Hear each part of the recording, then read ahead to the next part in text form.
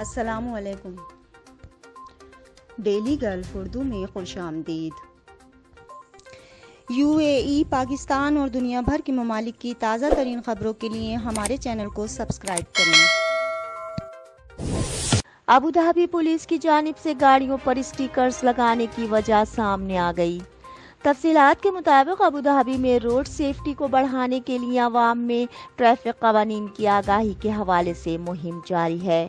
اسی سلسلے میں پولیس کی جانب سے گاڑیوں کی اسکرینوں پر آگاہی کے اسٹیکرز آویزاں کیے جا رہے ہیں، جبکہ ڈرائیور حضرات میں بھی تقسیم کیے گئے ہیں، جن پر ٹریفک کے حوالے سے آگاہی کے پیغامات درج ہیں، تاکہ وہ دوسروں اور اپنی زندگی کی حفاظت کر سکیں۔ ان ویڈیوز میں زیبرا کراسنگ پر پیدل چلنے والوں کو راستہ، گاڑیوں کے درمیان فاصلہ، ٹریفک سگنل پر عمل کرنے کے علاوہ 10 سال سے کم عمر بچوں کو اگلی نشست پر نہ بٹھانے اور گاڑی کی سپیڈ کے حوالے سے آگاہی دی گئی ہے۔ راس الخیمہ انسپیکشن ٹیمیں مختلف شادی ہالز پہنچ گئیں۔ قوانین کی خلاف ورزی کرنے والے ہال مشکل میں آ گئے۔ تفصیلات کے مطابق راس الخیمہ میں شادی کی 40 تقریبات کا معائنہ کیا گیا، جن میں ایک شادی ہال کو حفاظتی اقدامات کی خلاف ورزی پر بند کر دیا گیا۔ متعلقہ حکام کا کہنا ہے کہ 99% شادی ہالز کرونا قوانین پر عمل پیرا تھے۔ یاد رہے کہ جولائی میں سخت حفاظتی اقدامات کے ساتھ شادی ہالز کو دوبارہ کھولا گیا تھا، جس کے بعد خفیہ انسپیکٹرز نے امارات کے شادی ہالز کا دورہ کرنا شروع کیا تھا۔ دبئی میں ملزمان کا سونا اسمگل کرنے کا ایسا طریقہ کہ ایئرپورٹ حکام بھی دنگ رہ گئے۔ تفصیلات کے مطابق منگل کے روز کنور ایئرپورٹ پر 2 مسافروں کو پکڑا گیا، جن کے پاس 2 کلو گرام سے زائد مقدار میں سونا موجود تھا۔ میڈیا رپورٹس کے مطابق دونوں مسافر وندے بھارت مشن کے تحت آنے والی گو ایئر فلائٹ پر کنور ایئرپورٹ پہنچے تھے۔ کسٹم کے ایک سینئر عہدیدار کی سربراہی میں ٹیم نے دونوں ملزمان کو حراست میں لے لیا۔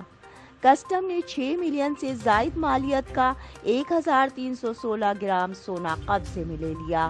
یہ سونا ملزمان کے ٹخنوں کے ارد گرد لپیٹا ہوا تھا۔ ملزم جاوید سے 972 گرام سونا قبضے میں لے لیا گیا۔ ملزم نے سونے کو کیپسول کی شکل میں چھپا رکھا تھا۔ متحدہ عرب امارات میں دھوکہ دہی سے گاڑی خریدنے والا شخص بڑی مشکل میں پھنس گیا۔